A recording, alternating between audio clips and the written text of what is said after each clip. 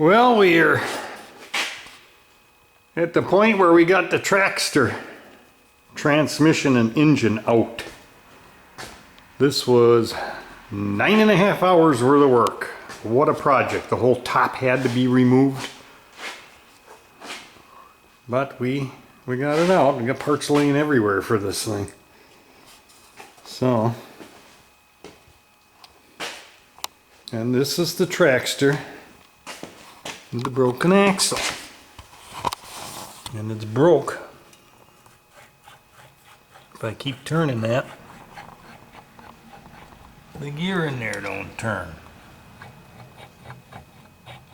So, that's the problem. I'll split the case tomorrow and put another axle in it, and then it'll be ready to put back together on Monday.